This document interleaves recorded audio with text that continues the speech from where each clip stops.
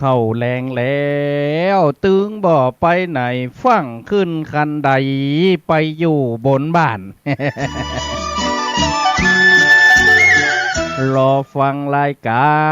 รนานาสาระธรรมะเข้าห้ำกำบะเก่านี่นะโอ้ยมันถึงม่วนเสียงท่านจิตใจเบิกบานม่วนล้ำเฮ้ยบ่ได้ฟังวันใดมันถึงเหมือนกินข้าวบ่ได้กินน้ำเฮามันถึงบ่ม่วนใจหั่นยามนอน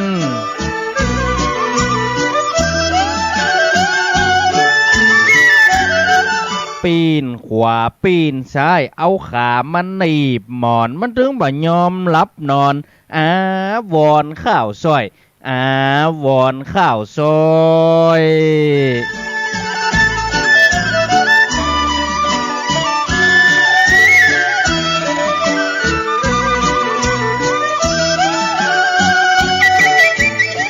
ขอยกเบอร์10 นิ้วแตบใจไวสาพระมหาเถรานุเถระเจ้าคณะพระสังฆาธิการครูบาอาจารย์จูตนจูองค์โดยความเคารพขอความผาสุกความเจริญในธรรมจงมีแก่ท่านผู้ฟังพ่ออุ้ยแม่อุ้ยท่านผู้ฟังที่ฮักทุกคนทุกท่านสลับมาค่ำยำแรงนี้เฮามาปากันกับรายการนานาสาระธรรมะเข้าห้ำกำบะเก่าดำเนินรายการโดยเก้าลานกับนานหลวงผ่านทางคลื่นสถานีวิทยุ FM 96.0 เมกะเฮิรตซ์สถานีวิทยุท้องถิ่นจังหวัดเชียงใหม่คลื่นพระพุทธศาสนาและจริยธรรมออกอากาศณห้องส่งวัดหยางกวงในความเมตตาอุปถัมภ์ดูแลของมูลนิธิพระครูบาหยางกวงพระครูบาหยางกวงสามัคคีการกุศลท่านฟังที่ฮักทุกท่านที่ฮับฟังดังขึ้นสถานีวิทยุ FM 97.5 CM 77วิทยุอินเทอร์เน็ตล้านนาท่านฟังที่ฮับฟังดังขึ้นสถานีวิทยุ FM 97.5 ฝางแม่อายชัยประการเชียงรายก็ดี ท่านฟังที่ฮับฟังดัง FM 91.50 เมกะเฮิรตซ์แม่นาเรดิโอตำบลแม่นาอำเภอเชียงดาวจังหวัดเชียงใหม่ก็ดีท่านผู้ฟังได้รับฟังทางคลื่นสถานีวิทยุ FM 104.5 เมกะเฮิรตซ์ก็ดีของวัดฝ่ายหินตำบลสุเทพอำเภอเมืองจังหวัดเชียงใหม่ท่านผู้ฟังที่ฮักทุกท่าน เมื่อค่ำยามแรงนี้เฮามาปะกันแหมแล้ววันนี้เป็นวันสุดสัปดาห์หลายคนหลายท่านก็ทำงานมาอิดเหนื่อยเมื่อยล้าโอ้ปิกมาบ้านก็จะกินน้ำกินข้าวก็เตรียมตัวเอาเด้อฟังรายการข้าวห้ำกำบะเก่าไปตัวเมื่อค่ำยามแรงวันนี้ย่ายังกินกันหาถึงบ้านถึงจองละกาบางคนก็ทำงานออฟฟิศบางคนก็ทำงานห้างร้านบริษัทกำลังเลิกกำลังนั่งในรถเปิดวิทยุไปตัวในรถไปตัวฟังไปตัวก็มีบางคนก็ถึงบ้านแล้วอาบน้ำแต่งตัววีหัวทาแป้งเรียบร้อยแล้วกินข้าวน้ำข้าวแรงเรียบร้อยแล้วบางคนก็กำลังจะกินข้าวน้ำข้าวแรงอยู่บางคนก็กำลังจะอุ่นแกงอยู่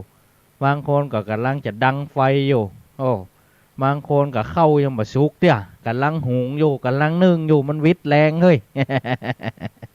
ก็เนี่ยท่านฟังที่ฮักทุกท่านวันนี้ระบบการได้ทอดสดเนี่ยระบบ Facebook นี่นะท่านฟังที่ฮักของเฮานี่บ่ฮู้เป็นอย่างนะ ขออภัยมันจะอัปเดตเลยนะอัปเดตมาใหม่ติ๊กๆอ่ะพอมาเรียนนี่อัปเดตปุ๊บนี่ไผที่เข้ามาพอนี่มันบ่ขึ้นนำล่ะมันจะหันเฉพาะที่ท่านที่เข้ามาพอในFacebook ไลฟ์สดนี่นะจะหันเฉพาะท่านก็เข้ามาเม้นนะท่านที่เข้ามาพิมพ์ข้อความส่งมานะถ้าบ่เม้นก็บ่หันละเนี่ยเฮาบ่ฮู้อย่างใหญ่นะเนี่ยเพราะว่ามันเป็นระบบมันอัปเดตถึงเฮาใหม่ติ๊กๆอ่ะ Facebook เนี่ยเพราะฉะนั้นเมื่อค่ำยามแรงวันนี้กินข้าวน้ำจ้ำข้าวแรงถ้าไผกินโอ้ซาผักกาดน้อยยำผักกาดน้อยก็เหมาะอันละเด้อไม่แรงอีนะโธ่ใส่บักกอกให้น้อยเนาะเหมาะกะ ค่ำยำแรงวันนี้เราลองมาฟังข่าวห่ำฉบับแรกแมลงวันนี้ก่อนที่เราจะฟังข่าวห่ำนั้น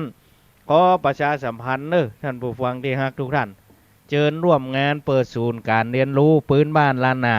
ชมรมกวีล้านนานักข่าวภาคเหนือนำโดยพ่อครูสิริพงษ์วงชัยประธานชมรมกวีล้านนานักข่าวภาคเหนือร่วมกับสมาคมสืบสานตำนานปีซอนำโดยพ่อครูอินตาเราคำหรือว่าพ่อครูจันตาเราคำ ร่วมกับเกาลานนันหลวงและกับวัดสันทรายตำบลหนองแก้วเมืองดงจังหวัดเชียงใหม่ได้ร่วมใจกันเปิดศูนย์การเรียนรู้พื้นบ้านล้านนาในการนี้เขาจะเปิดศูนย์การเรียนรู้กู้ยังท่านผู้ฟังนี่ฮักทุกท่าน ให้ไข่เฮียนอย่างเขามีฮือเฮียนให้ไข่เป็นอย่างไข่เป่าปีกะไข่ดีดสีตีเป่าไข่แปลงสะตวงงามๆไข่ดาเครื่องสักการะเหมาะกะเกี่ยวกับวรรณกรรมพื้นบ้านล้านนาเขาทุกอย่างเขาจะเอามาเป็นจุดศูนย์กลางการสอนไว้ที่นี่เฮียนฟรีมาโดยเฉพาะวันที่26นี่เขาจะ เปิดศูนย์การเรียนรู้ไว้เหี่ยก่อนเปิดศูนย์ไว้เหี่ยก่อนจากนั้นเขาก็จะจัดโปรแกรมมาเฮียนแหละวันเสาร์วันติดนี้เขาจะเฮียนอะไรอย่างเนี่ยสมมุติเสาร์ติดหน้านี้เขาจะเฮียนการสานโกยตีนจ้างเนอะการสานโกยขี้ปุ่มเนอะเสาร์ติดนี้เขาจะเฮียนการดาครัวขึ้นเฮียนใหม่ดาสะตวงเต้าดังสีเนอะเขาจะแต่งหยวกกล้วยอย่างใดให้มันงามเครื่องตั้งในมันจะใส่อย่างใดให้มันงามเสาร์ติดในบุญโอ้เขาแปลงกลางสืบชะตาเนอะอีน่ะโอ้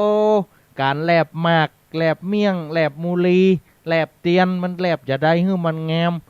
จะได้มีราคาอีน่ะเนี่ยเขาจะสอนจะอีก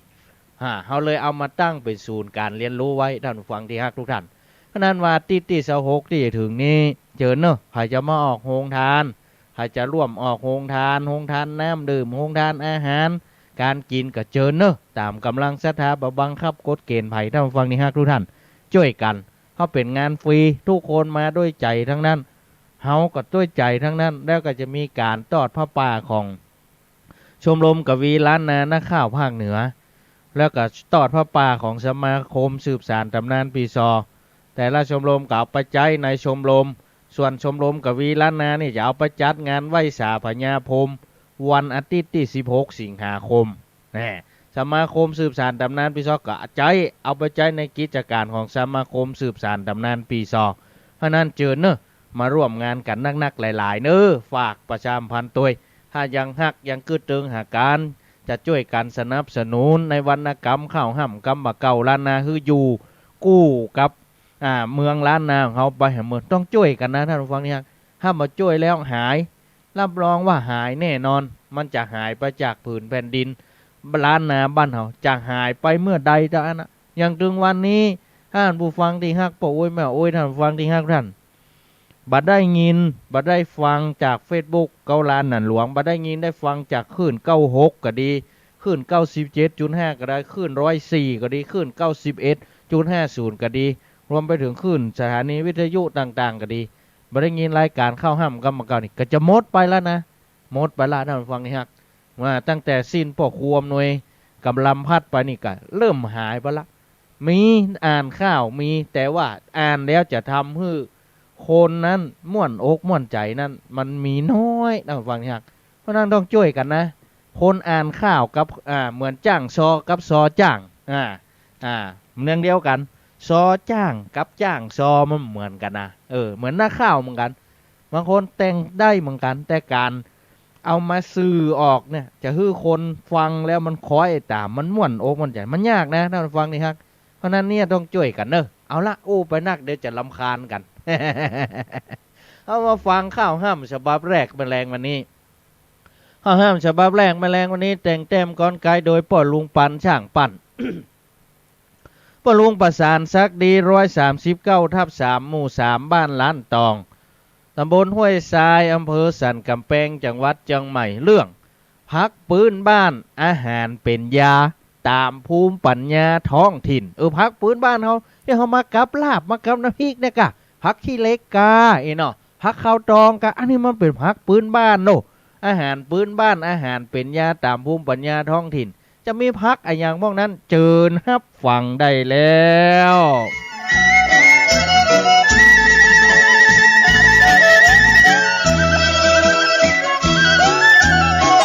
อยู่ดีมีสุขเหมือนกันจุบุจุคนอายุหมันคนยืนมีโจงมีใจเอาน้ำเอาทำพิธีจังที่เปิงเริ่มพุทธกยาอาหารถิ่นไส้เสาะหากินได้ปลูกไว้กินกัน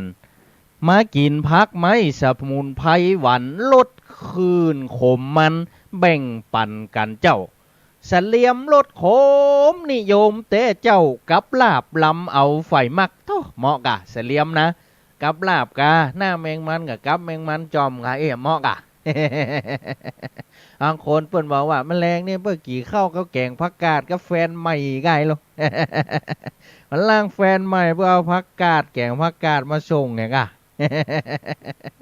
โอ้โหไหนเนอ เนี่ยสะเลียมนี่เหมาะกะมันลดขมลดหวานสะเลียมขมสะเลียมหวานก็มีหรอกนิยมเต้เจ้ากินกับลาบลำเอาไฟมักเฮ้ยจ่วยลดน้ำตาลเบาหวานได้นักไผมากกินได้จักดีป่ากั้งนั้นขมหั่นดีหลีสรรพคุณดีมีประโยชน์เจ้าเบาหวานน้ำตาลเผาพานต่อเจ้าดีป่ากั้งเฮากินไว้มีลดขมหวานลดน้ำตาลใจเฮ้ยแตนยาก็ได้กินดียอดขี้เล็กนั้นแม่นมันดีหลีต้มลวกคือดีวิถีเจ้าบ้าน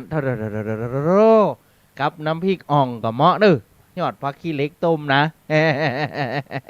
วิตามินซีมีนักปลาป้านรับดีสำราญแต่ตักเป็นยาถ่ายดีเข้าทีมากนักพักหากินได้เอามามันละขี้นกก็ว่าบ่ห้อยนะมันละขี้นกยิบยกมาหนาเฮากินเป็นยาต้านมะเร็งได้ปลูกวันหัวแฮมเขตขามไก่ใกล้เก็บหน่วยลวกในน้ำฮ้อนกินกับน้ำพริกป่าโอชายอดม่อนพักแว่นหมวดค้อนนี่ของดีกะ หน้านี่พักแว่นออกมันเปิงกับอีหัวกด่า อีหัวกอย่างเดียวกับว่านะน้ำพริกปลาทูน้ำพริกปลาลิมน้ำพริกปลาดุกกับหม้อมันกันลูกพักแว่นนะหม้อกาช่วยยับยั้งเชื้อแบคทีเรียช่วยยับยั้งเชื้อแบคทีเรียหนีแผ่ผู้พองมีไฟฮ้อนลวกใหม่ช่วยสมานแผลแน่นอนแต่ใบแก้โรคฮ้อนในดับฮ้อนยอดพักเสียงดาค่าน้ำตาลม้อนน้ำตาลตึงบะค้อนกินลำเอาแกงชอบมากแกงกินประจำพัดใส่ไข่ลำลดน้ำตาลได้เท่าพักเสียงดากะแกงกระหม้อนะพัดกระหม้อพัดใส่ไข่ด่ากินน้ำก็ลำอิ่มนำต้องใส่ได้กินยำใดเลิศลดใบแห้งเนี่ยเอามาชงเป็นชาเป็นยาหีบสดหรอรสชาติหอมอันชาดีดื่มประจำไว้น้ำตาลบะหมี่เสียงดาพักดีเก็บมีไว้กับบ้าน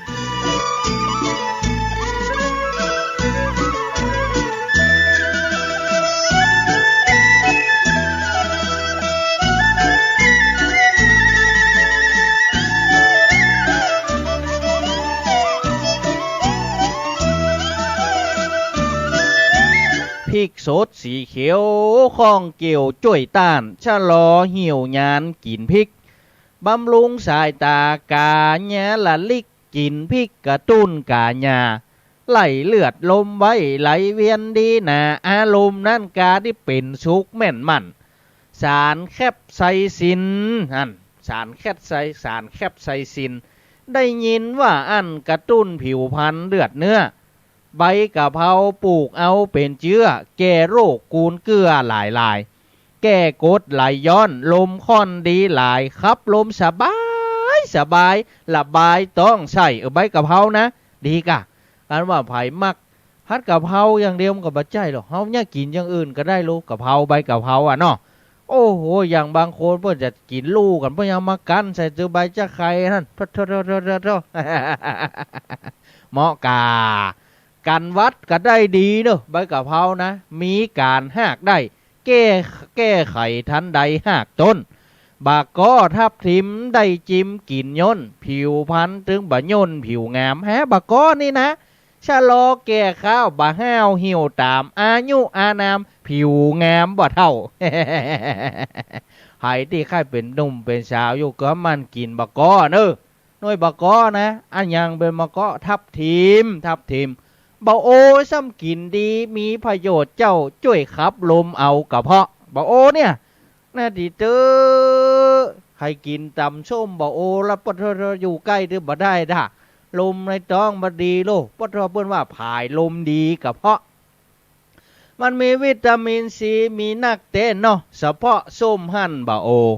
เบาหวานก็ลดรสชาติลำโขเปลือกของบ่โอโอ้ยุงถึงบักไก่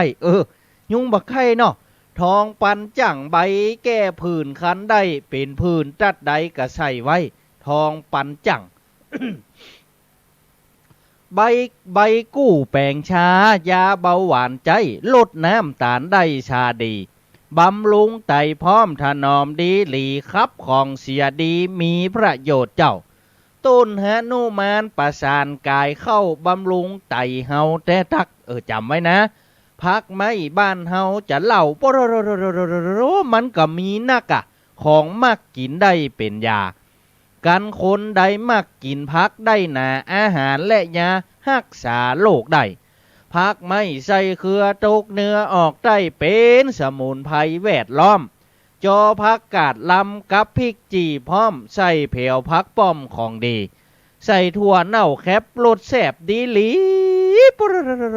ประโยชน์ส้มมีกะแก้ต้องผูกเจ้าวิตามินเคบ่เด้อ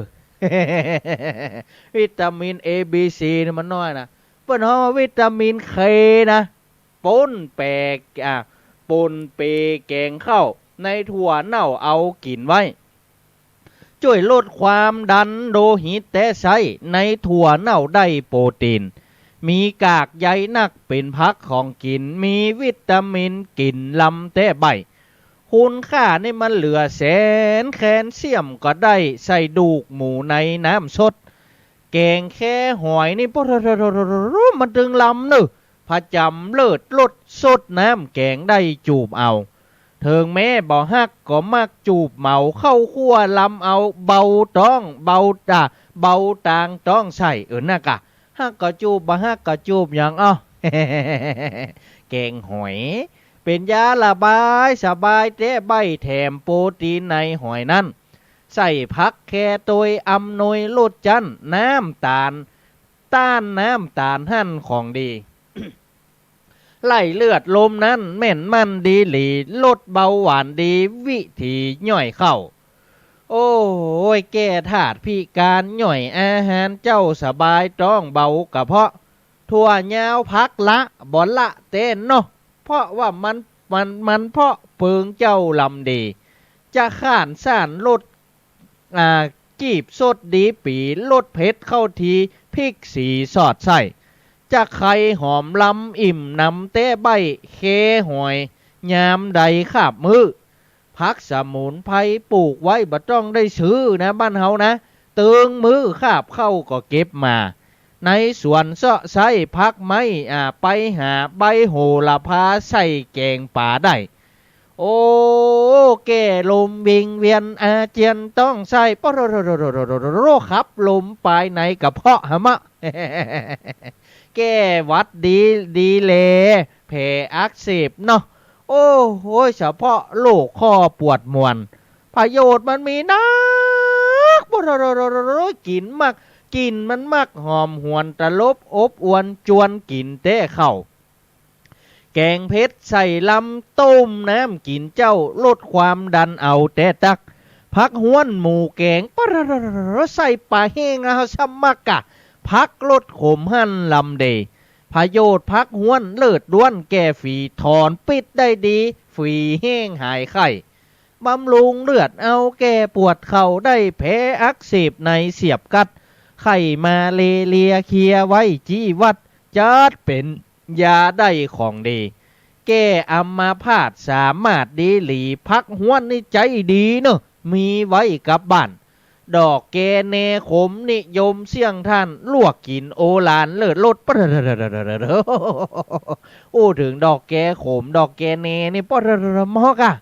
เอามาต้มลวกกับน้ำพริกกะลำเอามายำกับมะ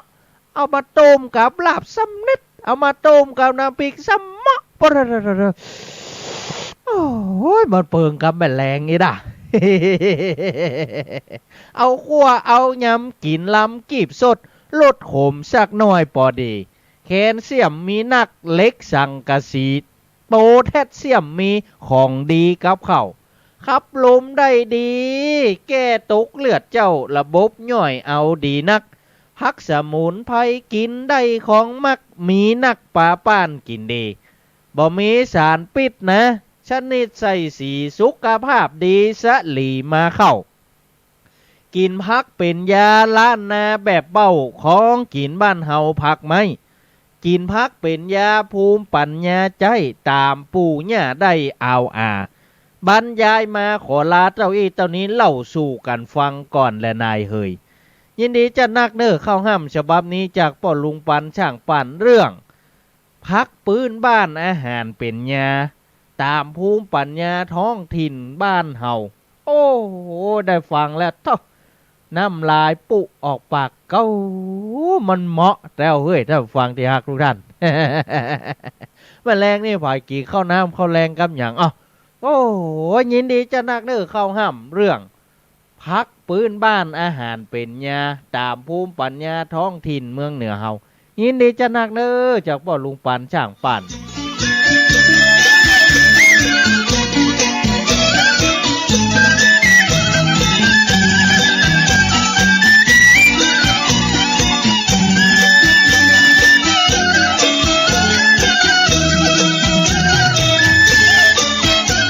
จบไปแล้วแมลงนี่กินข้าวน้ำข้าวแรงกันกับยังที่ว่าปะนี่มีอย่างไปตัดที่ผ่ายจังใดพ่อง แมลงนี่กินข้าวแรงกับยังไปตัดผ่ายจังใดพ่องฮะปริศนากรรมตายแมลงวันนี้ปริศนากรรมตายแมลงวันนี้อันยังไม้ป้องเดียวมี8 ศอกปะโถ อันยังไม้ป้องเดียวมี8 ศอกลองตายกันเข้ามาเนอะอันยังไม้ป้องเดียวมี8 ศอกปะโถอันยังฮะไม้ป้องเดียวมี8 ศอกนี่ ไข่ฮื้อทักทายไข่นี่ก็เม้นเข้ามาเนอะเอาฟังดิฮักถ้าบ่เม้นนี่มาหันนะต้องเม้นเข้ามาอย่างเดียวต้องเม้นเข้ามาอย่างเดียวทักทายท่านผู้ฟังที่ฮักที่อยู่ทางบ้านทุกคนทุกท่านและทักทายไปยังท่านผู้ฟังที่ฮักเนี่ยครับฟังดัง Facebook ไลฟ์สดเพจเข้าห้ำเกาลานนันหลวงทุกคนทุกท่านคานดีจันสัตุครับละอ่อนดอยคำละปูนครับยินดีเนอะแม่ลำจวนละอองไว้สาเจ้ายมเข็มเพชรขัดท่าจักเข้ามาแล้วอรวันกาบโขนสัตุค่ะเซียวฮื้อยีไว้สาครับอำเภอดอกคำใต้จังหวัดพะเยาโอ้ยินดีจะหนักเนอะจันชายเย้าใจสัตุไว้สาเจ้ายินดีเนอะเอฟไก่ไหวสาบารมีครับวันนี้กินข้าวแรงกับขนมเส้นครับอากาศบนดอยผาตั้งเย็นสบายดีครับตอนเจ้านี่มีทะเลหมอกคือพอด้วยครับโอ้นานี่มันฝนตกเนาะกระทบความร้อนโอ้เหมาะกาอากาศดีโลนี่ดอยผาตั้งปัทมาจำโลเอฟซีห่างดงรายงานตัวแล้วเจ้ายินดีจัดหนักเนอะยินดีจัดหนักFC ไลห่างดงรายงานตัวพี่ไอสุทัศน์ไหวสาครับมาได้ฟังหลายวันครับโอ้ฝนตกฟ้าห้องวันนี้ฝนบ่ตกเลยเอาออกมาม่วนน่ะละมาม่วนละ ผมสุทัศน์ครับผมสาธุแชร์แล้วครับยินดีจะนักเนอะพี่ไอสุทัศน์แม่หอพระแม่แต่งเจริญปอนไหวสาเจ้าสีนวล กินข้าวแรงกับยังข้าวแรงผักกาดจอโอ้ผักกาดจอกะพักซ่าอัลโลน้ำพริกกะปิอัลโลปลลเหมาะด่ะขยะก่อนที่ว่ามานี่เขามีกินสักอย่างเลยเปิ้งแต่กี้เปิ้งแซวมานี่เขาเอาแขงผักกาดมาส่งให้ไก่โลขยะก่อนยังไม่โตเฮ้นะขยะกา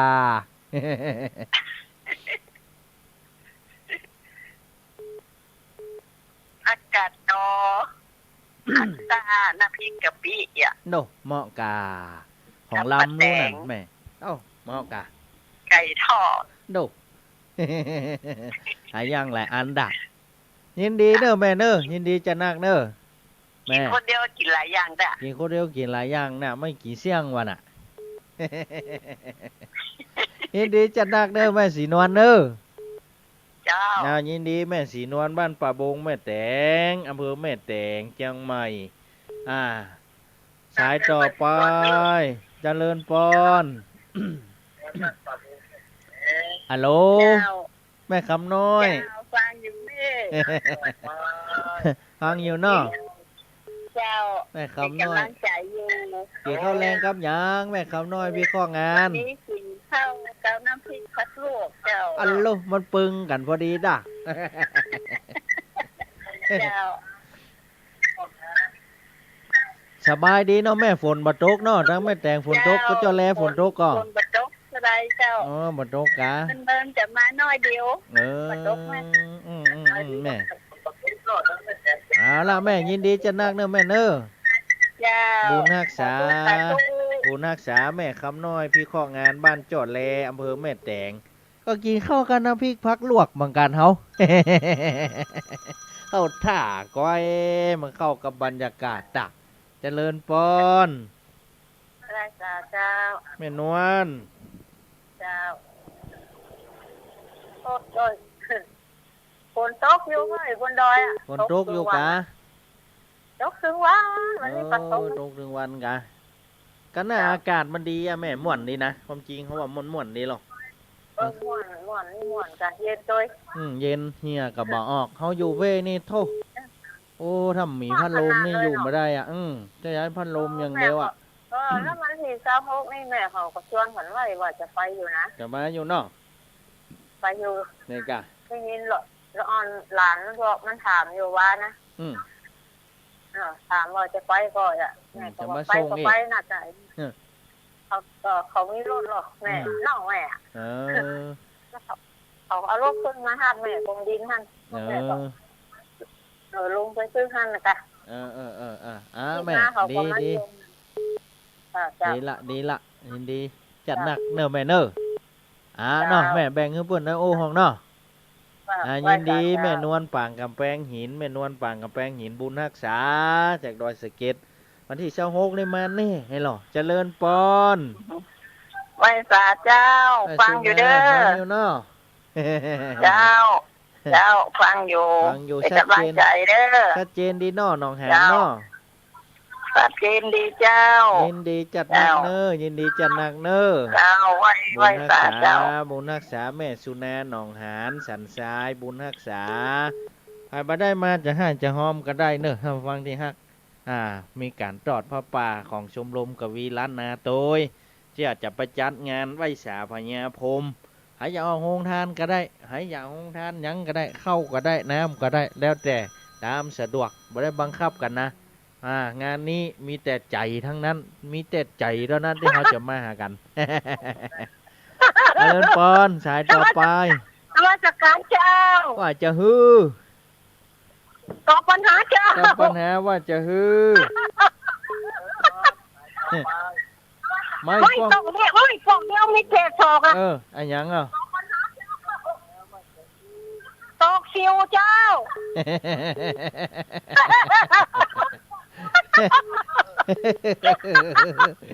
บ้านที่ดินเน็ตอ่ะ มันต้องเน็ตประมึนมาเหรอ ยินดีเด้อไปสมนาเด้อ ใช้ต้นนะเจ้า ยินดีบุญรักษาบุญรักษา ตอกคนต้นเนอว่าตอกซิวนะเจ้า ยินดีบุญรักษาบุญรักษา เจ้าไหว้สาเจ้า ก็ถือว่าบ้านติเราปูนเน็ตมาเมินแล้วลูก อีกาอันยังไม้ป้องเดียวปดมี8 ศอก ไม้ป้องเดียวมี8 ศอกนะถ้าฟังที่ฮักทุกท่านก็ยังที่อู้ไปเนอะเวลาไล่หลังมาละเหลี่ยมบักกี่นาทีวินัยสิทธิกับศัตรูไวสาแรงวันสุขับนี่เนอะอัมพรกาวิชัยกับไวสา เจ้าวิทยวัฒน์ฟันอุดมกาบวิสาครับผมยินดีเนอะนี่ก็จากตังแม่ห้องสอนแม่เกียงคำรุ่งโปรกราบสตูฟังอยู่นะเจ้าค่ะม่วนดีสุดยอดพักบ้านเฮาเจ้าค่ะ หอกแม่แสงล่าพวงมาลาเนอะอ๋อประเดี๋ยวนี้โลกมันมาพวงละโลดีไปแอวหาละก่ะ